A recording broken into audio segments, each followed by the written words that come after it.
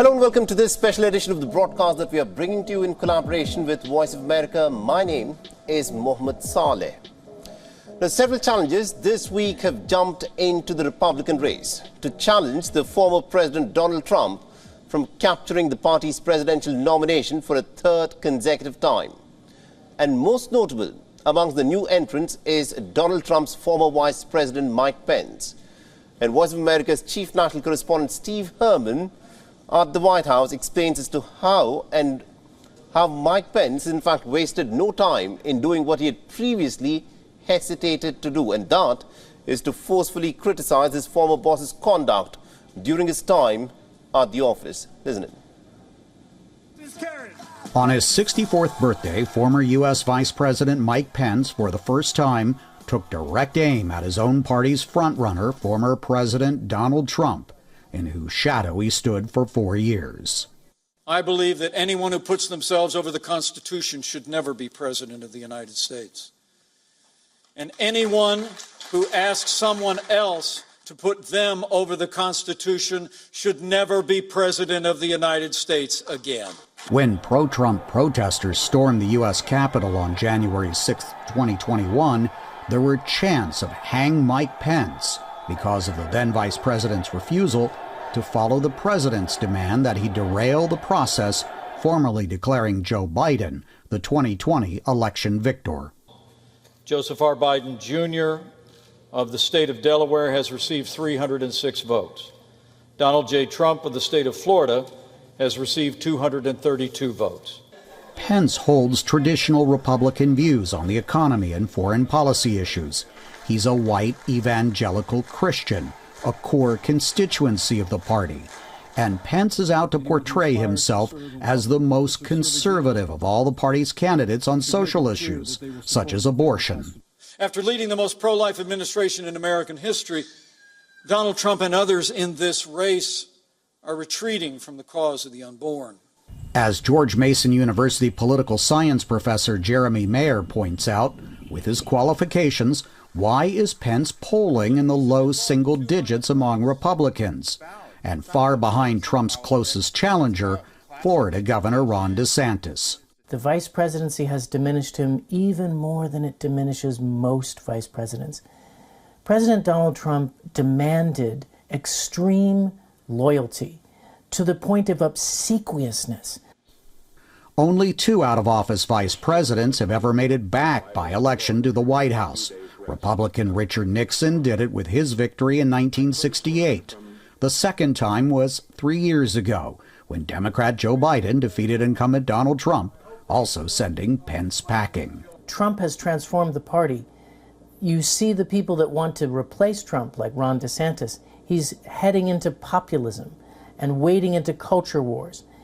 And Mike Pence can do that in terms of substance. He can talk about the policies of the culture war, but what he can't do so far, has not shown us, is the ability to be a populist in tone. And that's what the Republican Party is looking for after Trump. Whatever happens in next year's Republican primary election, Mike Pence has already made history, now becoming the first former U.S. vice president to directly challenge his one-time running mate. Steve Herman, VOA News, at the White House. And also to give us more perspective on this, we're being joined in by Voice of America's correspondent Jessica Stone, who's joining us live from the White House in Washington, D.C. at the moment. Now, Jessica, on Thursday, we learned that former President Donald Trump had been federally charged in connection with the classified documents that he had kept at his home with himself after he left office. Now, how is this impacting him in the race? Well, we first need to say, Mohammed, that all of the information we have currently about these charges is coming from the Trump legal team. We actually have not seen the indictment. It has not been publicly released, but we understand that it will be released next week when former President Trump is arraigned in court. Now, what we do understand from the Trump legal team is that there are 7 charges, one of them related to the espionage case, because the level of secrecy and classification in these documents is so high that he is accused accused of maintaining documents at a top-level security clearance.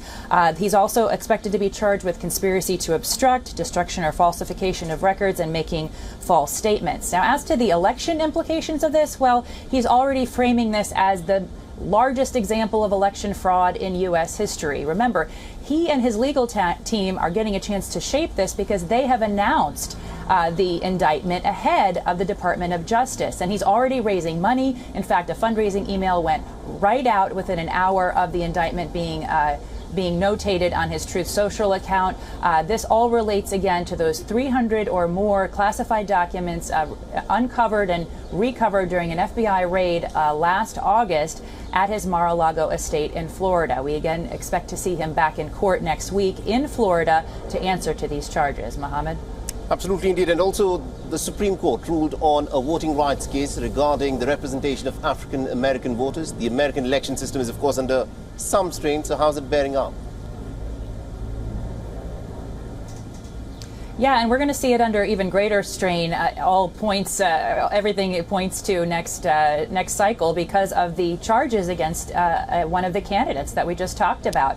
In terms of what the Supreme Court has ruled, it's an interesting case because, of course, as you mentioned, allegations of election fraud and vote rigging have been running rampant in and around the 2020 election. In this case, though, the state of Alabama had redrawn lines of congressional districts to favor Republicans and white voters. But the Supreme Court on Thursday ruled that that's a violation of a Civil Rights Act of 1965, the Voting Rights Act, I should say, of 1965, which sought to protect minority voting rights. Many observers were surprised at the way the Supreme Court ruled because they had previously ruled against the Voting Rights Act of 1965 in various ways over previous rulings. And now the High Court is actually set to rule on another racial discrimination allegation case having to do with race being included in college admissions. We're still waiting on that, but all of this points to a very lively cycle and real questions about the American election system in the 2024 presidential race. Absolutely indeed, Jessica. Do continue to stay on with us because I want you to weigh in on another crucial, important story that we are tracking here on WION. Now, the American troops have been training the Ukrainians since even before the war began. But the Pentagon has been tight-lipped about it and has tightly restricted media access to the training that is being given. The Voice of America's Pentagon correspondent, Carla Bob, brings us this exclusive look inside the training mission that has been carried out of public view until now.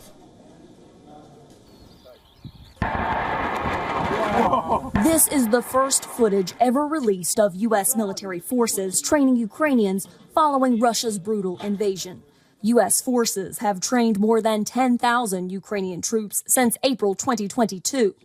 And these are three of the Task Force Gator soldiers who made that training happen. It became very overwhelming for me because I'm just like, okay, we have a mission, but I'm just not sure how we're going to get this done. We literally had a soldier waiting at the border as they came across the Ukrainian border. We had a Task Force Gator soldier there to receive them, fly with them all the way to Germany, ate and slept with them, went out to the training area with them, came back, brought them all the way back to the border, waved goodbye to them, told them to give them hell. You guys ready to go? The training in Germany got its start at a remote base in western Ukraine, where National Guard forces from across the United States had been training Ukrainian soldiers since 2015.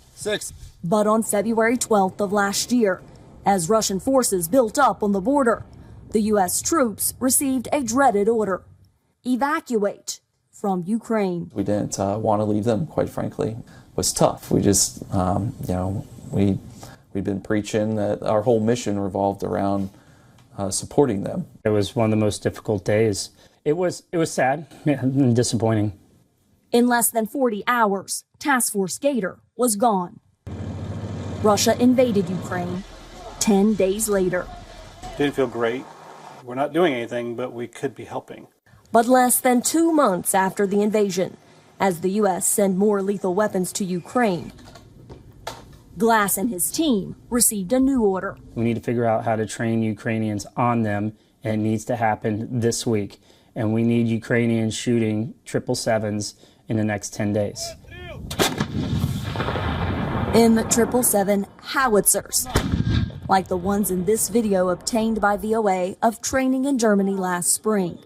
The Ukrainian soldiers arrived from the battlefield to receive their training. It's a moment Hagemeyer says he will never forget. We saw them at the border coming across, war-weary and familiar faces, and they were coming across with these shopping bags with everything they owned, maybe a spare uniform, maybe some toiletries.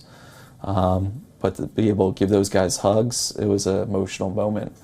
The training in Germany expanded to include mobile rocket launchers known as HIMARS and about a dozen other weapons.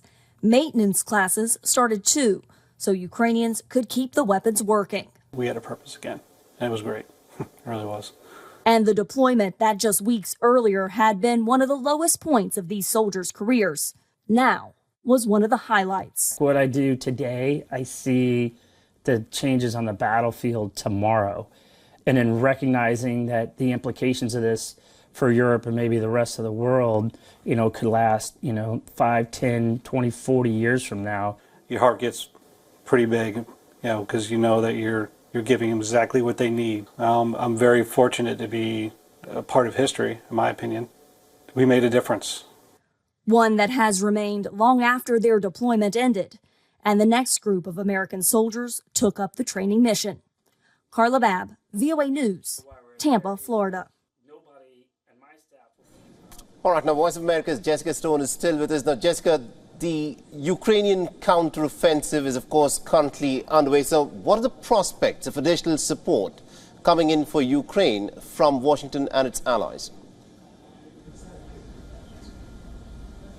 Well, that question was put to UK Prime Minister Rishi Sunak and US President Joe Biden at a press conference here at the White House on Thursday. And, President Biden is continuing the messaging that the U.S. will continue to back the Ukraine, will continue to send weapons and training, and not only just over the short term in terms of this counteroffensive, but also over the long term as a form of deterrence for Russian aggression going forward. Prime Minister Sunak, meantime, says that they too are committed to deterrence over the long term, and they will continue to increase their bit, and called on other European allies to do the same, to reach that 2% of GDP threshold for NATO funding, and to continue to send weapons and training and know-how to Ukraine. But the reality here in the United States, of course, Mohammed, is that Biden can't just write a check or send these weapons unilaterally entirely. He needs the buy-in of Congress, and that appears to be somewhat in jeopardy because House Speaker Kevin McCarthy has recently signaled that he is not willing to further fund what's called a supplemental, additional funding going towards Ukraine. And yet the Senate Minority Leader Mitch McConnell, also a Republican, is indicating that he does believe that funding is necessary. So there's a divide that will have to be overcome to make sure that stays on track. Absolutely, indeed. That's a very interesting thing. Then, the topic that, of course, dominated headlines globally with respect to the Ukraine war has been the destruction of the Noah Kakhovka Dam in Kherson. It has created a humanitarian crisis for at least about 20,000 people living there. Now, what is the investigation into the cause of the destruction of this dam been uncovered so far, and what is the impact on the war effort?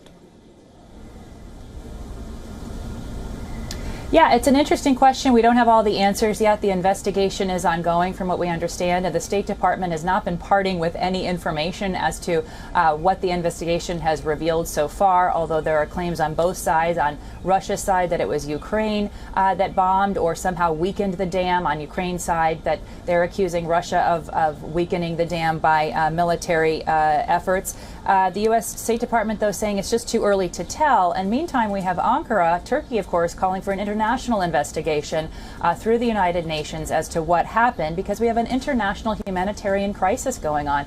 20,000 people easily evacuated, implications for crops, also implications for the war itself, because this is impacting civilians. And the UN is very concerned about the civilians in Ukraine continuing to be held hostage, as it were, by both sides during this conflict. At this point, the U.S. does not have a position on whether Turkey's idea should go forward, but we're also hearing from the International Red Cross that there's a real concern about landmines that have been laid by both sides, and those being either washed away or masked. That would increase the danger, increase the humanitarian risk.